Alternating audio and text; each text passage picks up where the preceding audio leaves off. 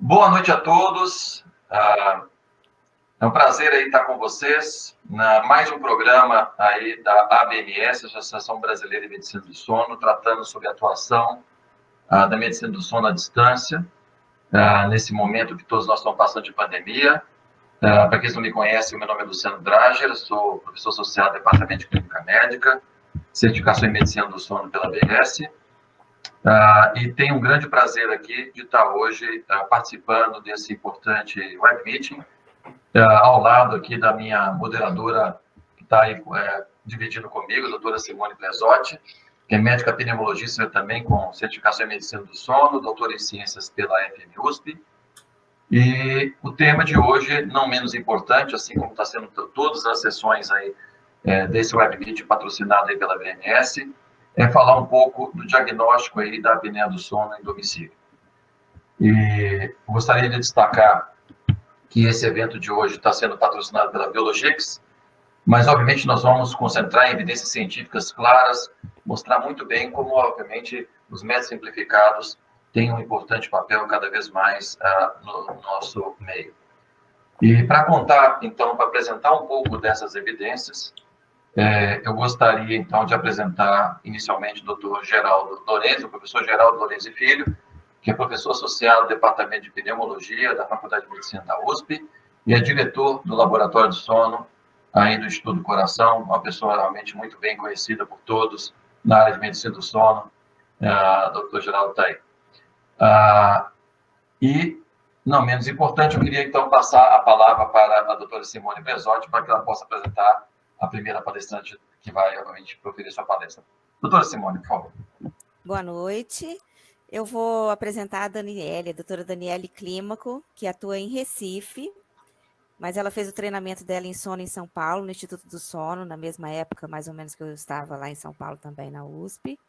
E hoje ela é coordenadora clínica do programa de sono do Hospital Otávio de Freitas. E nesse mesmo hospital ela coordena o R3 da residência de pneumologia, que tem ênfase em medicina do sono. E ela atua como médica de sono e pneumologista na clínica Respirar, também lá em Recife.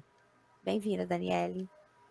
Prazer estar aqui com vocês, eu agradeço a oportunidade. Já vou compartilhando aqui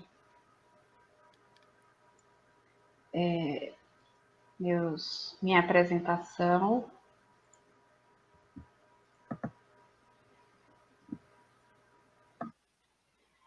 Ok? Agradeço muito à ABMS pela oportunidade de estar aqui falando nesse tema muito importante, que é a atuação à distância, e focando no tema monitores portáteis tipo 3.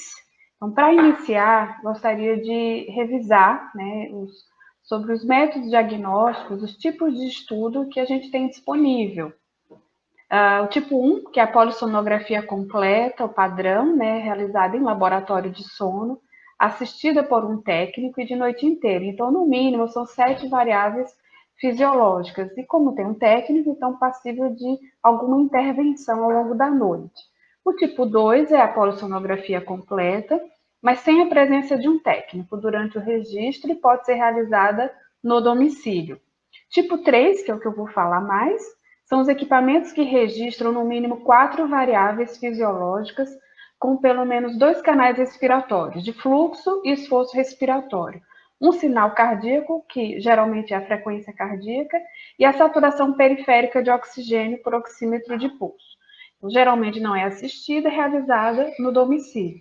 E tipo 4, que você só tem somente uma ou duas variáveis fisiológicas, e sendo uma delas a saturação periférica de oxigênio, que o Dr. Geraldo vai falar melhor adiante. Então, só lembrando, né, aqui é uma época, né, de uma polissonografia completa, e você tem todos os canais que possibilitam aqui o estagiamento do sono e os canais que possibilitam a verificação, né, dos eventos respiratórios.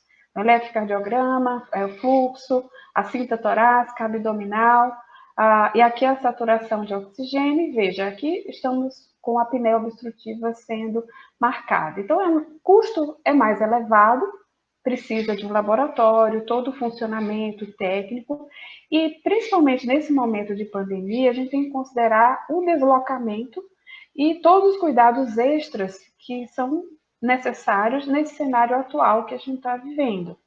Inclusive, no site da ABMS, você tem tá lá todas as recomendações para os laboratórios que precisam voltar ao atendimento sobre toda a proteção. Então, vale a consulta. Então, nesse sentido, é que assim, eu sempre falei, né, da poligrafia, ou monitor tipo 3, em relação à acessibilidade. A gente vai identificar os pacientes que têm moderada probabilidade para apneia obstrutiva, principalmente, e tirar dessa fila gigante, porque não há leitos de polissonografia disponíveis para uma doença tão prevalente. E o monitor portátil, ele vem viabilizar, né, dar mais acessibilidade a esse diagnóstico. E agora, mais do que nunca, é a questão toda do deslocamento, né, do que a gente está vivendo. Então, a poligrafia é uma oportunidade, sim, de dar diagnóstico, muito mais diagnóstico em domicílio, numa proteção, numa segurança maior. Sempre lembrar o que a gente está procurando. A gente está procurando uma doença que é muito prevalente na população geral. Então, segundo o estudo do EPSONO, né, são dados brasileiros, 33% da população é a prevalência de apneia obstrutiva do sono. Então, aqui você vê o indivíduo revisando, né, uma ventilação normal, e aqui o sítio de obstrução nessa via aérea superior. Então, um tubo faríngeo que é colapsado durante o sono. Ausência de fluxo na apneia, aqui o esforço esofágico, né, mantendo aí esse esforço para tentar vencer essa obstrução, e quando ela não é completa, a hipopneia, mas tendendo ao colapso desse tubo faríngeo. O monitor portátil tem muitas vantagens. Ele tem um custo menor em relação à polissonografia, pode dispensar supervisão técnica, o uso do próprio leito do indivíduo, né? Então a noite de sono pode ser mais representativa, que é no domicílio, o menor tempo de espera para vaga em laboratório, né? E a gente sabe que isso no mundo já era um problema, menos canais de registro, portanto também há mais agilidade no laudo pelo profissional envolvido. Aqui são alguns exemplos de monitor portátil que a gente tem disponível aqui no Brasil. A cinta, que é usada para avaliar o esforço, né, tóraco-abdominal, a cânula para fluxo, detecção de fluxo, e o oxímetro, né, o sensor de oximetria. Essa cinta ela pode ser torácica abdominal dupla, e alguns equipamentos podem ainda ter o sensor de posição. Então, aqui alguns equipamentos para exemplificar. E há uma literatura muito robusta em relação à validação desses equipamentos. Aqui tem algumas, né, para sugestão de leitura. E diagnóstico e tratamento. Diagnóstico e o manuseio inicial de apneia obstrutiva, sem polissonografia, né? Uso do monitor portátil, titulação automática versus a polissonografia.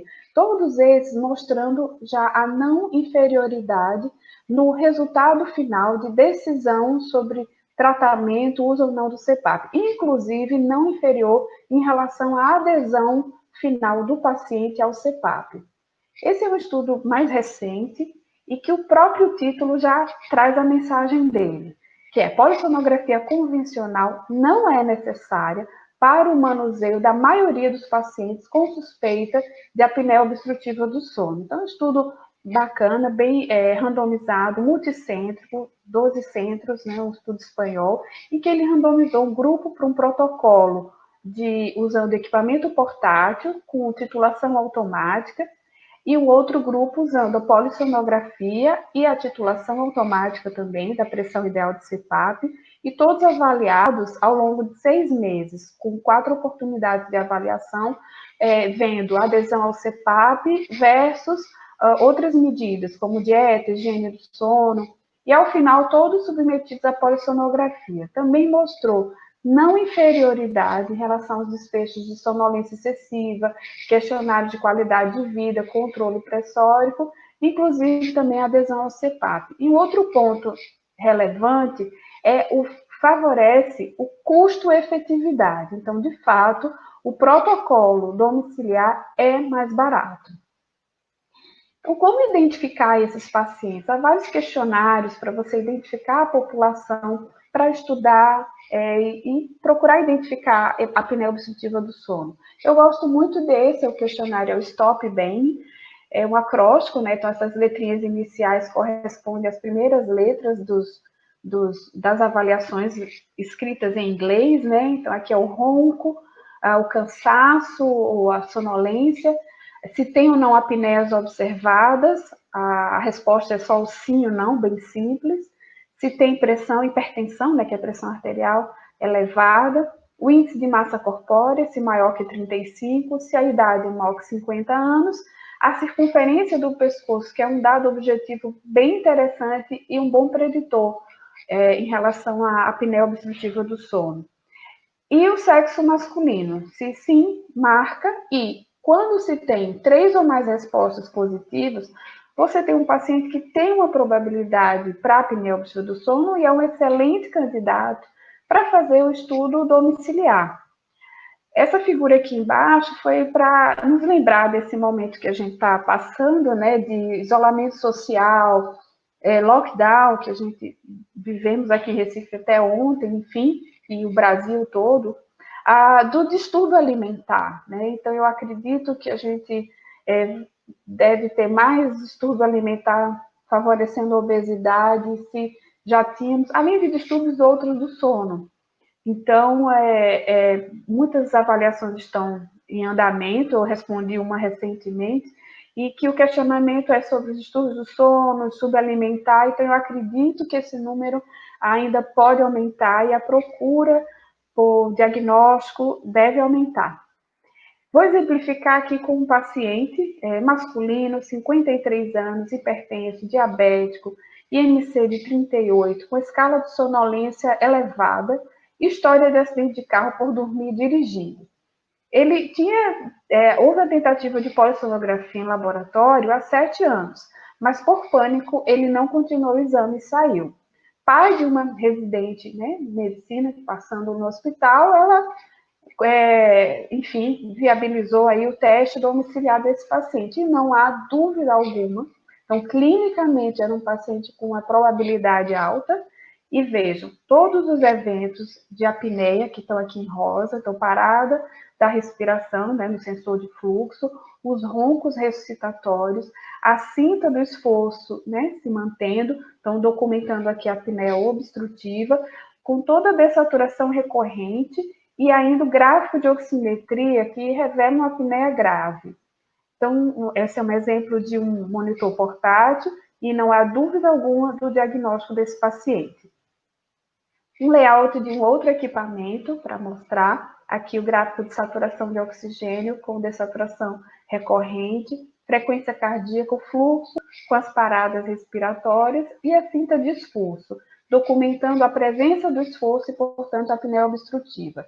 Nesse aqui, a gente tem um sensor de posição. É interessante que você vê posição supina ou não supina, como nesse gráfico aqui, a gente vê, na posição supina, esse paciente concentra os eventos obstrutivos aqui em vermelho e maior dessaturação. De novo, posição supina, ele concentra os eventos de apneia obstrutiva. É interessante porque o equipamento permite você dar o diagnóstico de apneia posicional.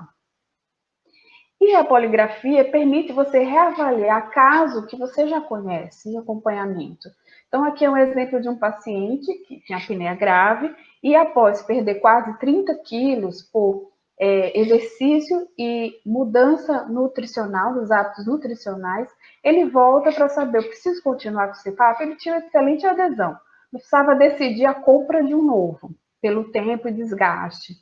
E, enfim, mantinha a apneia obstrutiva. Então, o paciente que tem uma via aérea pré-disponível, apesar de perder peso, é necessário que você reavalie esse paciente. E ele comprou um novo CPAP, não tinha problema com adesão e foi melhor convencido, né, da manutenção do tratamento. Quero compartilhar um caso agora nesse momento aí de pandemia, né, de diagnóstico domiciliar na época de pandemia. É uma oportunidade de tratar. Né? Claro, de diagnosticar muito mais e, portanto, de tratar. Então, essa foi uma consulta por teleatendimento, no início do período de isolamento social aqui. Então, em março, a gente, né, já começou a vivenciar isso. Um homem de 62 anos, eutrófico, queixa recente de insônia. Era esposo de uma paciente asmática, já me conhecia, então foi mais fácil o acesso. E aí, para iniciar o sono, parecia uma coisa recente. Uma ansiedade atual, e referia também alguns despertares com essa ansiedade. Não era hipertenso, nem diabético, nenhuma outra comorbidade. Então, a abordagem inicial, indutor do sono, um ansiolítico eventual, parecia um quadro reativo. O segmento que foi breve, por teleatendimento, uma melhora parcial, e aí relacionava agora os eventos mais ao período noturno.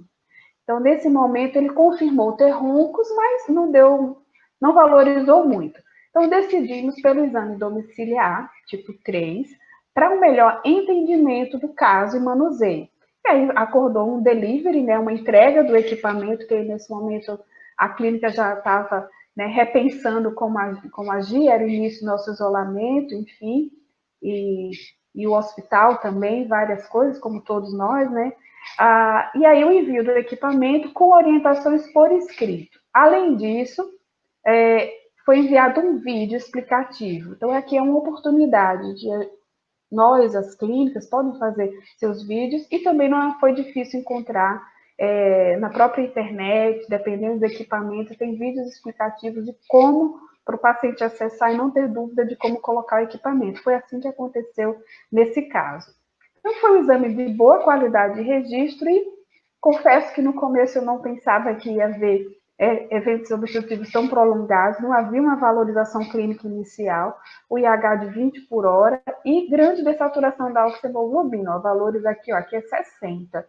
Então, provavelmente sono REM aqui.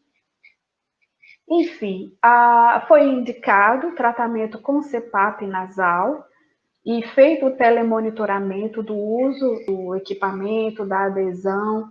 Aqui também abre uma oportunidade para empresas parceiras, e aí parceiras de verdade, que te ajudem com a adesão, com acompanhamento por telemonitoramento, para ter um desfecho favorável de adesão, né, do teu paciente.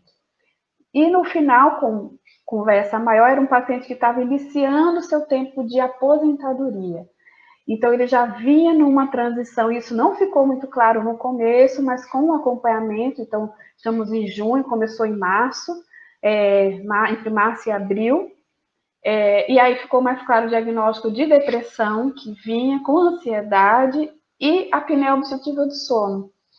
O tratamento da apneia obstrutiva está permitindo um melhor manejo do tratamento farmacológico desse paciente, que agora segue em conjunto o acompanhamento com o psiquiatra. A gente entendeu ser de fato necessário, que era uma clínica que vinha há mais tempo. E é bem interessante o telemonitoramento. Então, a gente consegue, à distância, checar o uso do equipamento. Então, a adesão desse paciente está ótima. Aqui, eu fiz uma visualização agora 7 de junho, e eu consigo ver como é que ele está usando. Ele está usando em torno de 9 horas, uma pressão de 8,5, e não só ele usa à noite, como assim, estou muito feliz, ele ainda nos cochilos da tarde, ele põe o CPAP. Então, assim, realmente uma adesão ótima, com o início de consulta, de acompanhamento durante esse período todo, e tudo à distância, com bons resultados em relação ao acompanhamento. No último Congresso Mundial de Sono, foi muito projetado, né, assim, a imagem e algumas palavras do professor Dr. Guilherme Minot, que faleceu em 2019, agora recente, por todo o legado que ele deixou em relação aos estudos na medicina do sono. Essa frase eu gostei quando eu li, que é pense diferente. Eu acho que deveria ser isso que ele colocava muito para os seus pares. Pense novo, pense diferente, sobre cenários, somente em cenários assim que nos surpreendem, né? E assistindo a uma palestra sobre a comorbidade na insônia com a apneia do sono, uma nova síndrome, foi algo escrito por ele em 73. Né? Em 73 eu pensei, nossa, lá atrás ele escreveu como uma nova síndrome. E eu acho que é muito negligenciado ainda como comorbidade, né? A prevalência é em torno de, pode chegar até 60% de insônia com a apneia do sono. Aí você imagina, as duas condições juntas, com despertares frequentes, dificuldade de iniciar o sono, sono não reparador, fadiga, sonolência, dificuldade de concentração, atenção, memória, disfunção ocupacional, distúrbio do humor, e a gente sabe que só a insônia favorece depressão. Imagina as duas situações juntas, né? E não são infrequentes, isso não é infrequente. Portanto, reduzindo a qualidade de vida. Então, assim, com esses casos e com essa apresentação, eu gostaria de deixar as mensagens de que o diagnóstico domiciliar é uma realidade. Não dispensa uma visão do sono para diagnóstico diferencial e diagnóstico de comorbidades. Então, não é uma visão de um exame simplificado em casa e pronto. Na verdade, eu acho que a gente tem que ter uma escuta muito mais apurada das nossas consultas, para não perder diagnóstico e para a gente ter um resultado positivo ao final no tratamento e segmento desse paciente. E nesse cenário atual de pandemia que a gente vive, fica mais evidente a busca por saúde, pelo menos na minha visão, sim, eu espero que sim. E sono é um pilar fundamental em saúde. E tratar à distância e com qualidade é possível. Essa é a principal mensagem que eu queria deixar, não porque é um exame simplificado, mas sim, ele é uma ferramenta e que em boas mãos você consegue fazer uma medicina do sono de qualidade. E aqui é uma foto para a gente só lembrar que a gente está numa travessia, mas a gente vai chegar do outro lado, né, juntos, e vamos encontrar águas mais tranquilas, né? Isso assim eu desejo para todos nós. Muito obrigada pela atenção de vocês. Passar Muito obrigado, doutora Daniele. Palavra. Muito obrigado pela excelente palestra. Além, obviamente, da sua didática, foi muito aí, bem contemporânea pelo momento que nós estamos passando, com exemplos claros de como, obviamente, a monitorização tipo 3 possa ser realmente útil, né? Mesmo em época de pandemia. Nós já temos questões aqui que deixaremos para o final. Gostaria de destacar, antes de passar a palavra para o professor Geraldo, 2 pontos. O primeiro, claro, que vocês entrem no chat e façam perguntas. Nós já temos três pessoas que já começaram a fazer perguntas, que eu e Simone vamos, obviamente, compartilhar com todos e interagir, obviamente, com os nossos palestrantes. E o segundo recado é que, no mesmo chat, na parte superior, vocês vão ver aí uma pesquisa que tem aí a iniciativa da ABS, da ABMS, uma ação conjunta, para exatamente estudar, em tempos de pandemia, como é que estão os sonos dos profissionais de saúde. Eu tenho certeza de que vários de vocês já preencheram, mas quem não preencheu ainda, quem quiser compartilhar, está ali o link, copie o link, é fácil a resposta, as perguntas obviamente objetivas, 4 minutos no máximo, obviamente abordando alguns aspectos. Só não peço que façam agora, claro, porque vocês vão ver, assim como foi com a doutora Daniela, outro show aí, que é a apresentação do doutor Geraldo, então deixe para fazer essa apresentação, esse preenchimento depois. Então, sem mais delongas, e novamente incentivando vocês aí a fazerem perguntas, eu vou passar então a palavra ao professor Geraldo, que todos conhecem, professor associado do departamento aí de pneumologia, e também diretor do Laboratório de Sono do Brincor. O professor Geraldo, então, vai falar sobre os monitores tipo 4. Com a palavra, Geraldo. Obrigado. Bom, boa noite a todos. É um prazer enorme estar aqui. Muito obrigado pelo convite, a ABS, a BMS, a todo o grupo. Eu já estou aqui com a apresentação. Vocês estão me vendo, né? Tudo certo? Estão me ouvindo?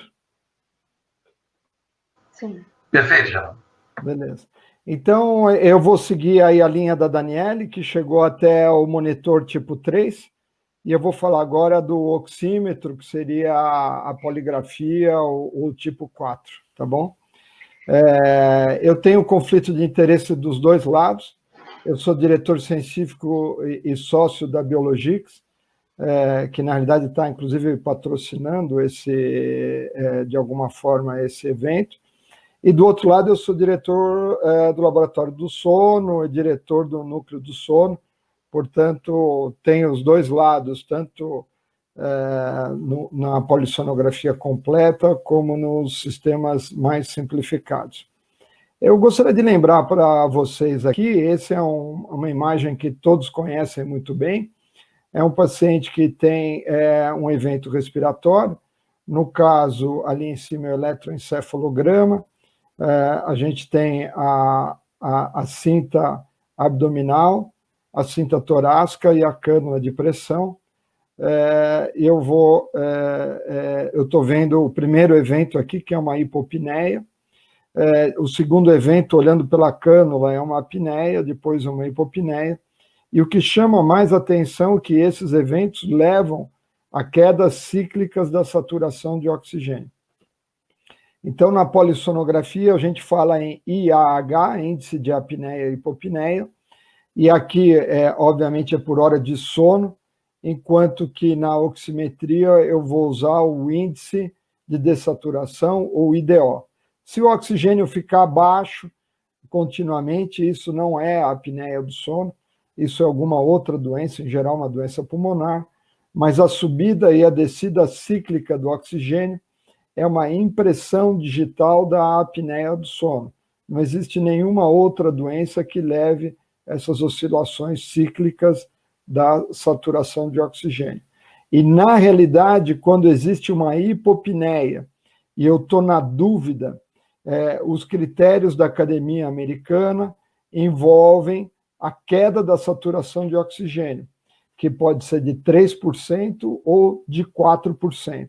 E a gente sabe hoje que, se eu modificar o critério de 3% para 4%, eu modifico brutalmente o índice de apneia e hipopneia final, mostrando que a oximetria ela é fundamental não só por si, mas também na própria polissonografia, porque é ela que distingue.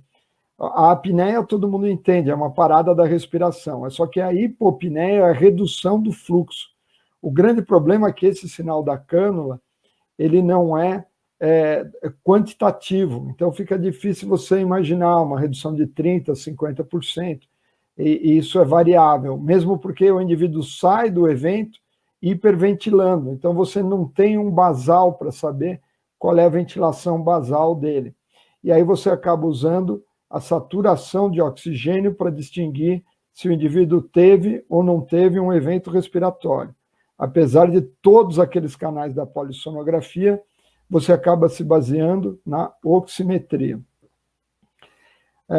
Retomando o que a Daniele falou, nesse trabalho que ela mostrou, publicado no American Journal Respiratory and Critical Care Medicine, que é uma das revistas de maior impacto na área de sono, se não a maior, existia um editorial desse trabalho que ela mostrou de não inferioridade da poligrafia em relação à polissonografia, escrito pelo professor Doug McVoy na mesma revista, e o editorial fala que o debate deveria ser terminado. Quer dizer, os sistemas monitores cardiorrespiratórios ou monitor tipo 3, ele é preciso, ele salva dinheiro, quer dizer, ele economiza, e nesse estudo dos espanhóis, a diferença entre a poligrafia e a polissonografia na Europa, em euros, é exatamente o preço do CPAP. Quer dizer, você economiza, pelo menos nesse estudo, o preço do CPAP não diminui a acurácia no diagnóstico e chega no mesmo lugar. Os monitores portáteis têm o desempenho semelhante, ele é mais simples e mais barato. E segundo esse editorial, esse debate deveria ser encerrado. Então, a gente deveria assumir que o melhor método para diagnóstico é a poligrafia nos pacientes com suspeita de apneia do sono. Simplesmente porque ele desempenha igual, é muito mais barato, o paciente faz em casa, é tudo de bom. Agora, nós vamos passar para a segunda pergunta, que é usar única e exclusivamente um único canal, tá certo? E aqui eu vou dar um exemplo de um trabalho feito no Instituto do Sono, professor Sérgio Tufik, a professora Lia Bittencourt e alguns colegas de Israel. E o Thomas Pencil também é coautor desse trabalho. E o que eles fizeram? Eles pegaram várias polissonografias feitas em estudos epidemiológicos, tiraram todos os canais e foram reanalisar a polissonografia. Portanto, aqui a gente já não está falando de pacientes de alto risco de ter apneia, a gente está falando de pacientes vindo de estudos epidemiológicos aqui do Brasil, e aí eles mostram em 2 trabalhos, tá? Ele já tem 2 trabalhos mostrando populações diferentes e resultados muito semelhantes, de que, se você olhar única e exclusivamente a oximetria da polissonografia, você chega a resultados muito parecidos com a polissonografia completa em termos de comparação do IAH da polissonografia com o IDO, o índice de dessaturação da oximetria. Esse estudo, novamente feito pelo grupo do professor Doug McVoy, na Austrália, um estudo randomizado multicêntrico com 7 centros, 406 pacientes que foram encaminhados para fazer a polissonografia. É só que na hora de entregar o resultado era completo para um grupo de médicos, ele era parcial, simulando um monitor tipo 3 para um outro grupo de médicos, e o tipo 4, portanto, só a oximetria e a frequência cardíaca, derivado da oximetria, para um outro grupo. E aí, aqui nós temos os principais resultados. E a variável principal de desfecho foi o quanto eles melhoraram em termos de sonolência, em termos de qualidade de vida aqui pelo FOSC e pela adesão ao CPAP nos pacientes que houve a decisão de usar CPAP. E, basicamente, os resultados foram muito parecidos. A grande diferença é que a adesão ao CPAP naqueles médicos que olharam única e exclusivamente a oximetria foi um pouco mais baixa, 4,5 em relação a 5,2 e 5,3, que foi mostrado o resultado completo do tipo 3 ou do tipo 1, aqui no caso. E o professor Doug McVoy discute muito que essa diminuição da adesão pode ser principalmente pelo fato dos médicos se sentirem um pouco inseguros de decidir sobre um tratamento utilizando única e exclusivamente a oximetria. Veja que isso foi feito numa cultura onde os médicos, obviamente, estavam esperando receber o resultado da polissonografia completa, que foi apresentado para 135 casos, o tipo 3, 136, e o tipo 4, 135. E uma das conclusões é de que existe, sim, uma perspectiva promissora de se utilizar única e exclusivamente a oximetria. Veja que nessas 2 situações, o oxímetro foi retirado artificialmente da polissonografia, e é o jeito inicial de se estudar. Nós temos, sem dúvida alguma, um desafio tecnológico. Esse é um slide adaptado da Academia Americana do Sono, e esse é a estimativa de perda em bilhões de dólares em 2015 do subdiagnóstico da apneia do sono. Acredita-se que a maior parte dos pacientes nos Estados Unidos segue sem diagnóstico e sem suspeita diagnóstica, causando um excesso de acidentes de trabalho, acidente automobilístico, queda da produtividade e aumento das comorbidades associado à apneia do sono. Portanto, esse não é um problema trivial e não é um problema brasileiro, é um problema mundial. A gente precisa simplificar. Uma crise oculta de saúde, o subdiagnóstico da apneia do sono, num estudo feito pela própria Academia Americana do Sono. Eu tenho a sorte, a honra e o prazer de ter conhecido o Tácito Almeida, que é um engenheiro e é um empreendedor serial, e ele vendeu a empresa dele, que fazia monitoramento de máquinas agrícolas, e ele falou, agora eu vou monitorizar pacientes. Vejam que coisa estranha. E aí ele me conheceu e eu falei, olha, vamos nos concentrar num única doença. Eu acabei convencendo ele a estudar a apneia do sono. E ele desenvolveu esse oxímetro, ele é totalmente nacional, ele tem várias patentes. Uma das patentes é essa abinha aqui. A maior parte dos oxímetros, quando você aperta ele junto. Aqui você consegue prendê-lo com o esparadrapo sem apertar isso aqui. A outra diferença é que ele tem embarcado também um actímetro que mede movimento e ele tira muito artefato por conta disso. Você baixa um aplicativo no celular e aqui a gente tem a saturação de oxigênio, a frequência cardíaca. Essas informações vão para a nuvem, eles são analisados na nuvem e o paciente, então, dorme em casa com esse oxímetro e aí você tem o resultado do índice de dessaturação.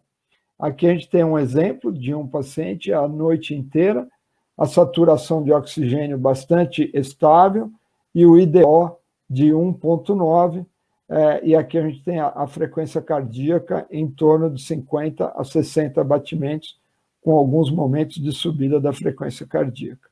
Do lado direito, um paciente com apneia grave e um IDO de 36 eventos por hora. Então, a dessaturação é sempre aquele fenômeno que a saturação cai e volta a subir. Isso é analisado por algoritmos na nuvem. A gente tem a saturação classicamente aqui com quedas cíclicas, aqui as detecções de dessaturações, as oscilações da frequência cardíaca, e aqui a gente tem um actímetro embarcado que mede movimento e ajuda muito a limpar esse sinal da oximetria. O George apresentou esse trabalho em 2018, o trabalho completo com mais de 300 pacientes que já fizeram a polissonografia, já foi submetido, já foi revisado, está na segunda revisão. E o que o Jorge mostrou é que existe uma variabilidade. Isso aqui é um blend Altman, para quem não está habituado a ver esse tipo de gráfico. O que a gente tem aqui é a média entre as duas medidas e a diferença. Então, se você tem um ponto aqui no zero, significa que os dois números deram muito parecidos. E a dispersão vai aumentando à medida que um número está muito maior do que o outro. O que a gente mostrou no trabalho, que o Jorge mostrou, é que a variabilidade entre o IAH da polissonografia e o IDO da poligrafia é semelhante à variabilidade, na realidade até um pouco menor, do que se você usar na Academia Americana do Sono dois critérios diferentes, que é o critério recomendado e o alternativo, segundo a Academia Americana do Sono, mostrando que a variabilidade entre a polissonografia e o IDO é semelhante da variabilidade entre dois critérios utilizados e aceitos pela própria Academia do Sono. E isso é um problema muito sério. A variabilidade da Academia Americana levou a esse artigo recente, fevereiro de 2020. Eu sugiro que todos leiam esse artigo, é muito interessante, publicado no Journal Sleep Research, por um grupo muito forte europeu, On the Rise and Fall of the Apnea-Hypopnea Index, a Historical Review and Critical Appraisal. Na realidade, os autores são extremamente críticos com relação à própria polissonografia e ao conceito do índice de apneia e hipopneia. Esse é um slide tirado do próprio trabalho, onde eles destacam que existem 3 critérios para definir hipopneia, segundo a Academia Americana. O primeiro é o critério conhecido como critério de Chicago, e depois surgiu uma nova a recomendação e alternativa. Basicamente, a grande discussão é se a hipopneia, como que você detecta a hipopneia? A primeira era 50%, depois 30% de redução do fluxo, e a de saturação de 3% ou de 4%. E eles mostram que, se você modificar o critério, existe uma mudança de um fator de até 2,5 vezes. E ele dá um exemplo aqui de um sujeito que compra uma camisa com determinado colarinho e ele muda o critério. Ele está também utilizando a ideia de que o índice de apneia e hipopneia, que se utilizava desde a época do Guilherme Minot, com 5 eventos por hora, quando foi introduzido a cânula de pressão, que é muito mais sensível, não foi modificado os critérios de 0 a 5, 5 a 15, 15 a 30, e ele ainda pega de leve nessa história do Respiratory Event Related Arousal, que é o RERA, que é aquelas pessoas que acordam com o próprio ronco sem ter um evento respiratório clássico de apneia e hipopneia. E a gente sabe que muitos laboratórios também utilizam esse outro critério no laudo final, dando uma variabilidade extremamente grande para o índice final do índice de apneia e hipopneia ou o índice de eventos respiratórios. Nesse trabalho de revisão, eles citam pelo menos um, e existem outros trabalhos. Esse trabalho aqui, publicado no European Respiratory Journal em 2014, onde a Ruzhana Chakova, que eu conheci bem porque ela foi minha colega de mesa em Toronto de 1996 a 1998, na Europa, trabalhando com o Walter McNicholas e um grupo de europeus, eles fizeram uma reavaliação de um grande banco de dados que eles têm, e eles foram ver quais eram os principais preditores da hipertensão num estudo de coorte. É verdade que esse estudo é um estudo transversal, mas eles mostram que o índice de saturação e não o índice de apneia e hipopneia está de forma independente associada à hipertensão, sugerindo que o sinal fisiológico da dessaturação seja mais importante do que o índice de apneia e hipopneia. Eu estou dando apenas um exemplo aqui de um trabalho. Mas a conclusão deles é bastante contundente. Do histórico visto agora, é concluído que a introdução do índice de apneia e hipopneia no século passado foi apropriado e serviu para o seu propósito e ajudou muito no estabelecimento da apneia do sono.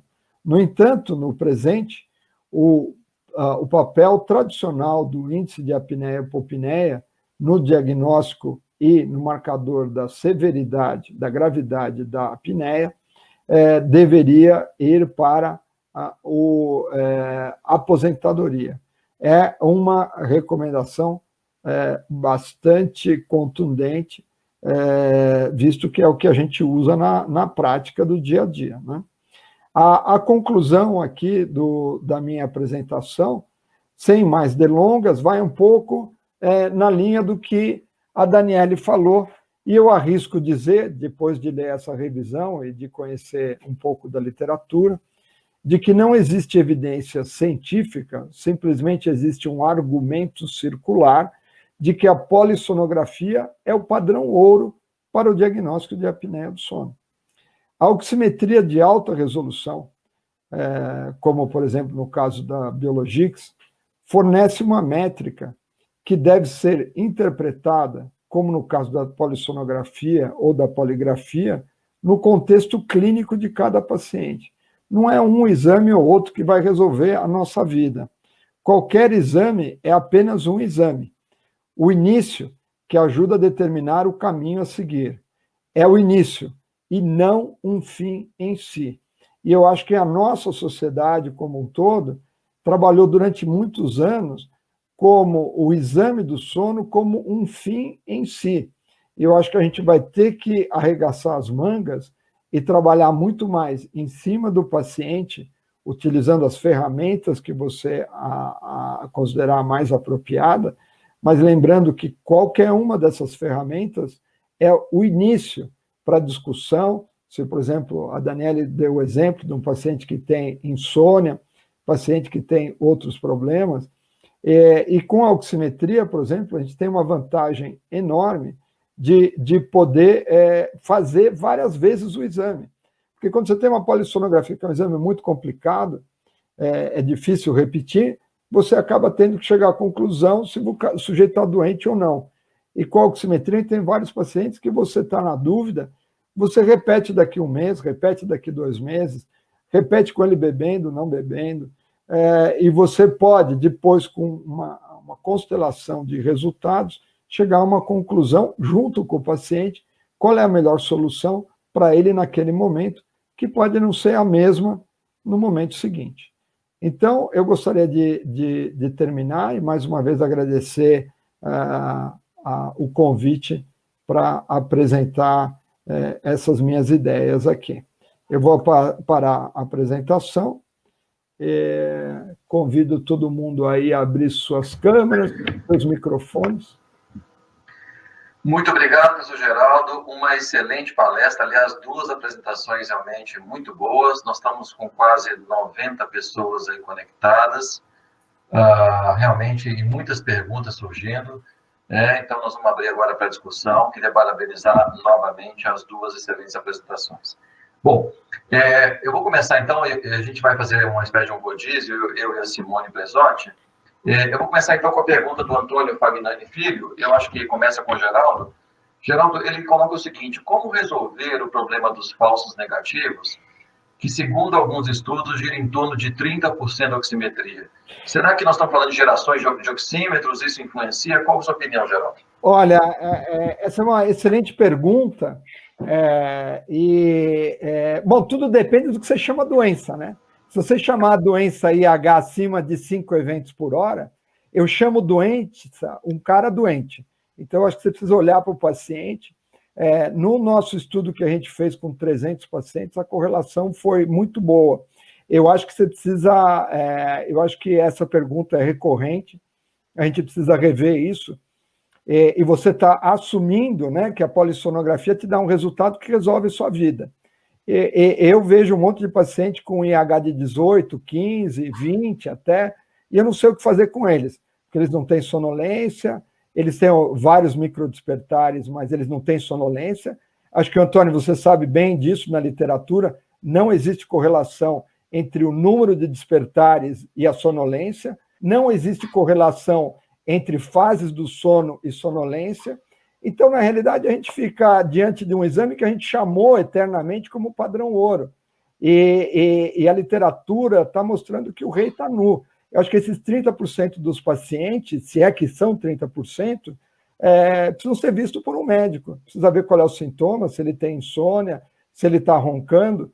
Eu quero saber se o IDO deu 8 e o IH deu 15, o que isso impacta no fundo, no tratamento, porque o que interessa é o paciente, não o exame. A gente está discutindo demais o exame e menos o paciente. A doutora Daniele foi bem claro nisso. Aliás, vários estudos mostrando que, inclusive, um indivíduo com IH de 30 eventos por hora, se ele não tem sonolência, os israelenses mostrando que uma apneia moderada pode ser até protetor em algumas situações cardíacas. Então, acho que a gente vai ter que passar um mata-borrão em tudo e repensar. Eu não estou dizendo que a oximetria é a solução. A solução é olhar para o paciente. Perfeito. Acho que, Simone? Acho que o doutor Geraldo acabou respondendo a pergunta do Gustavo Moreira também, né? Que seria a próxima, de como lidar com esses resultados intermediários de índice de apneia ou IDO entre 5 e 15. Né? E tem uma pergunta acima. Gustavo, eu costumo brincar e falar, você senta e chora, porque eu realmente não sei o que fazer. Não sei se a Daniele tem alguma sugestão. Não, eu fico feliz também com o seu comentário, que é a minha percepção nesses anos de atendimento. Então, quanto mais se aproxima do paciente, da escuta refinada, de qual é a queixa desse paciente, você conduz melhor e consegue desfechos clínicos melhores. Então, essa é a minha impressão, é isso que eu queria passar, até nesse caso, que foi durante esse momento, assim, que começou meio confuso, mas ou parava para ouvir e entender a história para caminhar um pouco mais. Então, essa é a minha impressão, e é um exame complementar. Então, de novo, eu já, na experiência, eu acredito todos vocês, eu já recebi polissonografia completa em que me deixou sem saber o que fazer. Por conta da qualidade do sinal, da interpretação, de eu não ter o acesso ao registro todo, mas sim a uma interpretação que não estava me convencendo, e eu estava diante de um paciente, ou seja, uma polição completa, que não me mostrava muita doença, e um paciente extremamente sintomático. E eu acabei concluindo com um portátil tipo 3, que me deu uma qualidade de registro melhor e me definiu melhor para eu ficar segura, tanto eu quanto o paciente, de indicar o tratamento com CPAP, por exemplo. Então, assim, é um exame complementar, e ele pode ou te ajudar ou te atrapalhar, qualquer que seja. Então, é importante, sim, esse refinamento da escuta de quem é o teu paciente, do doente, para ver como utilizar essas ferramentas. Perfeito. Simone? Estou satisfeita com a resposta. Perfeito. Bom, temos várias perguntas aqui seguindo, né? A Márcia Broto, na verdade, ela fala de um outro dispositivo, que obviamente é uma marca comercial, mas muito conhecido de todos, que é o Watchpad. Onde fica essa história? O Watchpad, alguma vantagem ter essa estimativa aí da arquitetura do sono, das fases do sono? E ela menciona isso, você pensa na questão do custo, né? Geraldo, você quer mencionar um pouco sobre o Watchpad? Tem vantagens, obviamente, claro. Eu não tenho muita experiência com esse aparelho, eu posso dizer da literatura. Eu sei, eu vou jogar essa bola para você. Eu sei que você está fazendo um estudo usando o Watchpad. Eu não sei qual é a tua sensação clínica, digamos assim. O Watchpad ele foi validado com a polissonografia. Ele obviamente usa aí o sensor, obviamente das variações que ocorrem aí que relacionadas à questão do pulso, né? E obviamente essa captação desse sinal já foi validado, que dependendo da fase do sono que você está, dependendo dos eventos respiratórios, ele consegue, obviamente, inferir, inclusive se a pessoa está no sono REM ou no sono não REM, e, obviamente, associado aí com a questão da oximetria. Está bem validado com relação à polissonografia, até com relação às fases do sono. Entra naquele mesmo critério de que pacientes com alta probabilidade de pré-teste pode se beneficiar, tem alta correlação com a polissonografia. A questão que, obviamente, impera um pouco, que limita um pouco, é a questão do uso descartável aí, que você tem desse sensor, né? E, obviamente, isso aumenta um pouco o custo. Mas, sem dúvida, é uma boa opção também dentro do arsenal terapêutico que nós estamos vivenciando. Não sei se a Daniela quer comentar, ou Simone tem experiência com o Watchpad. Não tenho. Eu só quero fazer um comentário que o Watchpad é um exame que, tipicamente, ele desafia esse conceito do tipo 1, 2, 3 e 4. Porque é um negócio que vai só no dedo e ele consegue captar fases do sono. Então, o oxímetro da Biologix, ele já não é mais 4, ele é 3,5, porque ele tem um sensor de movimento, ele capta algumas outras coisas. Ele agora já existe um sensor de ronco também, que está sendo testado. Então, toda a tecnologia vai mudando e vai facilitando, de alguma forma, o nosso entendimento. É lógico que, para cada exame, você tem que recalibrar o olho, né? Porque, às vezes, cada exame te mostra de uma forma diferente. É como um avião voando, você está acostumado a olhar um reloginho, mas, de repente, um outro relógio mede alguma coisa que não é exatamente a mesma coisa. E você tem que calibrar o teu mindset para aquele resultado. E isso, às vezes, não é tão simples assim. Perfeito. Simone. Uma pergunta aqui do Mauro Santos, sobre a opinião de vocês sobre a titulação domiciliar com a PAP. Olha, posso falar? Claro. Pode. Quando eu voltei do Canadá, em 1998, eu já vi uma dificuldade muito grande da titulação do CEPAP. Eu vim da escola canadense, em Toronto, a titulação era feita em 2 noites consecutivas. E o professor Douglas Bradley sempre falava que 1 noite é muito pouco para titular, precisava de 2 noites. E eu via muita dificuldade, aí eu comecei a fazer titulação empírica. O que é a titulação empírica? Você coloca a pressão do CPAP em 9, 10 centímetros de água, e depois surgiram os CPAPs automáticos.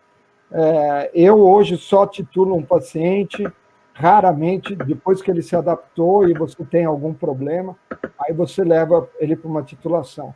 Nunca levo ele para uma titulação de rotina, porque eu acho que é um convite para dar errado, porque o paciente não está habituado com máscara, com aparelho, esse tipo de coisa. Eu, particularmente, e eu acho que muitos centros hoje em dia na Europa, em todo o mundo, estão abandonando a titulação clássica. Nas minhas mãos funciona muito mal, não sei. Quer comentar, Daniela? Minha opinião, assim, minha experiência também, eu sou muito a favor da titulação automática. Eu acho que a grande questão, como o doutor Geraldo comentou, né, essa faixa da pressão terapêutica. O que não dá para deixar é uma janela, o paciente com um CPAP automático entre 4 e 20, porque isso não dá, já demonstrou que leva a mais despertares, a mais variação de fluxo, enfim.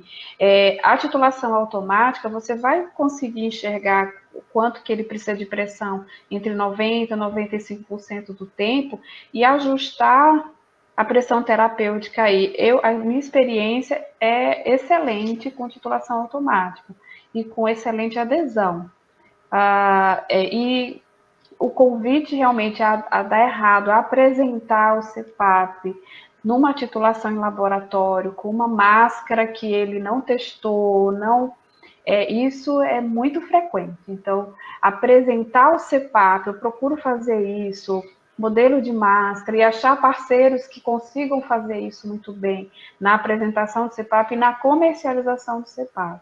Eu acho que agora, por exemplo, com telemonitoramento, com diagnóstico e tratamento à distância, mais do que nunca, a gente precisa da titulação automática, e você veja, a gente consegue saber, esse paciente, eu mostrei aqui o final, mas no começo, eu consegui perceber algumas coisas da janela terapêutica, de fechar um pouco mais, de ter, inclusive, a pessoa que comercializou, falou, parece que tem aqui uns eventos centrais. Eu digo, não, a gente não vai mexer, vamos esperar para ver a adaptação do paciente. Até isso a gente consegue ter calma. E, de fato, aquilo que estava inferindo como alguns eventos centrais, na verdade, sumiram, sem a gente mexer.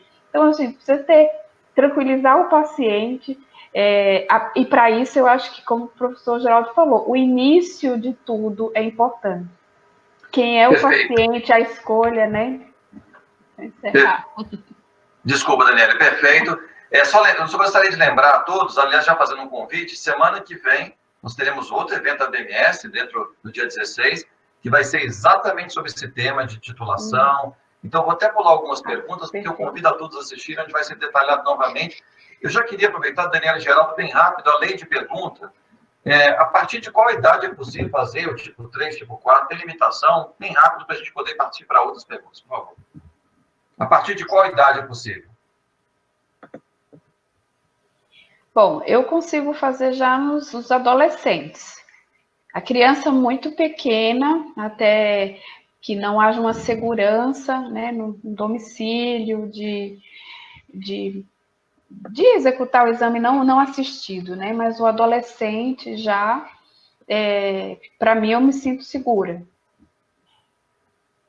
O professor Geraldo quer complementar? Não, beleza. O oxímetro não foi validado para gente menor de 18 anos, e aí tem o problema do tamanho do oxímetro, e quanto menor a idade, maior a sensibilidade de eventos que não dependem de hipóxia. Então, isso precisa ser melhor validado em crianças. Perfeito. Simone? Eu não tenho experiência de usar em criança nem em adolescente. Perfeito. Tem uma pergunta aqui, Simone, permita, que eu acho que é até interessante para até colocar em discussão. Eu vou combinar uma pergunta da Zilda, perdão, e do Silvério. Silvério, tudo bem com você? Eles estão perguntando mais ou menos a mesma coisa, que é interessante, né? Há situações, obviamente, em que determinadas populações, por exemplo, mulheres, indivíduos com IMC normal, podem ter aí saturações, não ter saturações, perdão, mas você tem frequentemente aí despertares, você tem, obviamente, redução de fluxo. Como é que vocês lidam com esses casos na indicação do tipo de exame, né? Eu acho que isso é importante até para a gente discutir, obviamente, as limitações. Então, basicamente é isso, Geraldo, por favor. No estudo publicado do Instituto do Sono, onde dois estudos já mostrando a correlação entre o IAH e a polissonografia e a oximetria, justamente foram em populações gerais, onde tem mais gente com menos apneia, e a correlação se manteve boa. A gente não sabe, na realidade, o que fazer com isso.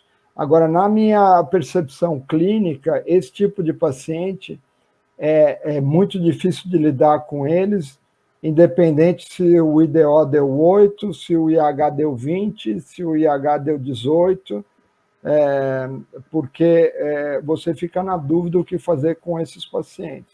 Ele não é um paciente que, muitas vezes, ele é elegível para o CPAP, e aí você fica na dúvida, independente do resultado final do índice de apneia e hipopneia. Agora, lembrando que o próprio índice de apneia e hipopneia, a professora Lia mostrou isso na tese dela de doutorado, tem uma variabilidade enorme de noite a noite. E a gente não está considerando essa variabilidade, e a oximetria a gente tem que cada vez mais dado para o paciente 3, 4, 5, 6 dias, e você deixa essa variabilidade aparecer, e isso é mais uma coisa que te ajuda a raciocinar. O raciocínio é sempre difícil nesse tipo de paciente, porque existe muitas vezes a sobreposição de outras queixas, por exemplo, ronco, por exemplo, insônia, por exemplo, sintomas depressivos, sintomas de baixa energia, sintomas de sono de má qualidade, porque a pessoa dorme em horários irregulares.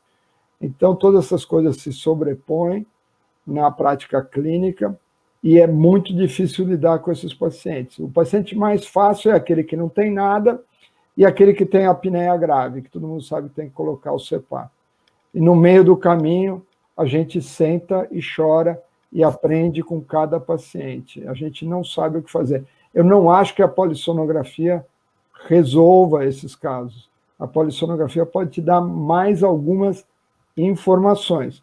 Lembrando, o número de despertares e as fases do sono não se correlacionam com sintomas de sonolência. É muito frustrante isso, mas não existe essa correlação que a gente gostaria de ver. Não, esse paciente está acordando muito, logo ele tem sonolência, logo ele tem cansaço. Não existe essa correlação. A literatura nunca mostrou essa correlação de forma clara. Os que mostraram uma correlação muito fraca. Então, na realidade, esses estudos recentes estão questionando o próprio índice de apneia e hipopneia e a polissonografia como um todo, porque não a polissonografia para outros diagnósticos. Veja, a medicina do sono é um negócio amplo. Eu estou falando nos casos de apneia obstrutiva do sono. Perfeito, Daniela? Esse meio do caminho, eu vejo que é essa atenção maior, o paciente está na sua frente, no sentido de obstrução nasal, tratar rinite altamente prevalente e pouco tratada efetivamente. E esses outros diagnósticos que o Dr. Geraldo já comentou. Então, eu acho que é perceber muito bem as queixas e ter os exames como ferramenta mesmo, diagnóstica, para te guiar. E a melhor dos mundos é ter o bem grave, que não tem nada, e aí a gente tem muita certeza do que fazer. Mas perceber esses do meio do caminho, com insônia, com depressão, eu tenho visto de forma muito frequente, e tendo que abordar. Perfeito, mas acho que a pergunta deles também é o seguinte: num paciente que está com sintomas e faz um exame simplificado, o exame vem normal, talvez, obviamente, além de uma boa anamnese, tentando caracterizar comorbidades, talvez a polissonografia possa agregar valor para entender o que está acontecendo além, até para indicar outras formas de tratamento. Eu acho que pode ajudar até para dar respaldo ao médico ou indicar um aparelho intraoral, enfim, ou outro tratamento num contexto de entender um pouco esse perfil de paciente que o Silvério mencionou, mas sem dúvida nenhuma, como vocês falaram, sempre desafiante. Não, e lembrando que a apneia do sono é um diagnóstico. Você pode ter movimentação periódica de perna, você pode ter outros distúrbios do sono. A medicina do sono não vai acabar, a polissonografia não vai acabar. O fato é que a maior parte dos pacientes seguem sem diagnóstico e sem suspeita diagnóstico. Perfeito, Geraldo. Se eu puder complementar uma coisa, assim, não é nem que a polissono vai acabar, mas eu acho que é o momento que você precisa ter leitos muito bem equipados, até medida de CO2, você tem um neuromuscular para avaliar a qualidade técnica do registro, porque eu pego muito policompleta em que eu fico na dúvida. Então, assim, eu acho que é ter um controle de qualidade bom e indicar o paciente, assim, PLM, né, que tem essa referência inicial na consulta que pode se favorecer com a policompleta. Então, eu decidi isso de início. Perfeito. O Gustavo acabou de me avisar aqui por mensagem que ele também vai fazer um webinar no dia 30/6 para falar do tipo 3, oximetria em crianças. Então, teremos mais aspectos aí que foi até perguntado aí sobre isso. Simone, alguma pergunta? Eu quero só complementar aqui com a pergunta do Alexandre Tavares, né? Que ele nessa linha de pensamento de vocês, está preocupado se vai reduzir o uso da polissonografia tipo 1. Acho que já está reduzindo, né? Eu acho que a pandemia acabou com os pacientes de todo mundo. Eu sou pneumologista, não estou vendo mais ninguém, a não ser que você esteja num hospital. E agora a gente está querendo começar a ver em São Paulo um retorno das coisas. A gente é realmente muito preocupante. Primeiro, nós como profissionais, porque a gente vive disso, e depois imaginar que todos esses pacientes estão represados em algum lugar, e daqui a pouco as doenças crônicas continuam existindo, e elas não estão sendo vistas, basicamente, né? A pandemia é muito desafiadora, né? Agora, passado esse período mais grave, eu acho que a gente vai aos poucos retornando as coisas. A gente não sabe, né? O futuro a gente não sabe. Perfeito. Nós estamos adiantados da hora, mas eu vou fazer uma rápida pergunta para a Daniela e também para a Simone. Os convênios, e depois a gente vai ter que, infelizmente, encerrar e a gente está aberto aí para responder as demais. A Bruna Machado perguntou, da experiência de vocês, os convênios estão cobrindo a poligrafia, né, a tipo 3? Como é que vocês estão vendo isso aí? Mesmo tipo 4, o Geraldo pode estender também. Daniela. Então, aqui a gente consegue a cobertura, sim. A titulação consegue, e consegue também com o código da pneumológica, da respiratória, polissonografia respiratória, sem problema. Simone?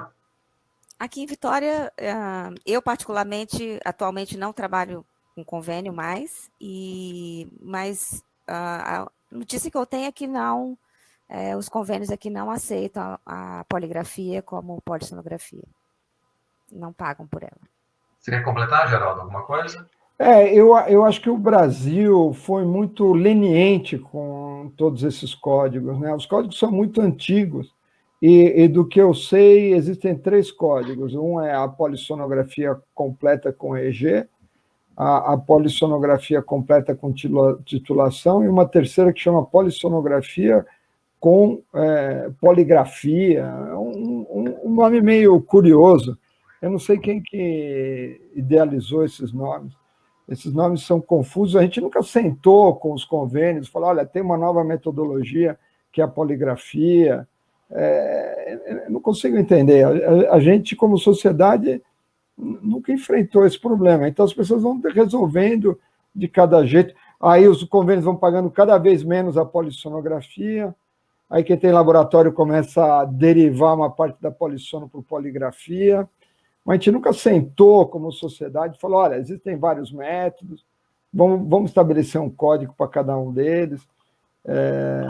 Eu acho muito curioso aqui no Brasil a gente não enfrentar essa questão de frente, né? Nos Estados Unidos foi uma discussão enorme, né? Para entrar a poligrafia, foi uma discussão muito grande de anos, e um belo dia entrou, mas ficou muito claro quanto é uma polissono, quanto é uma poligrafia.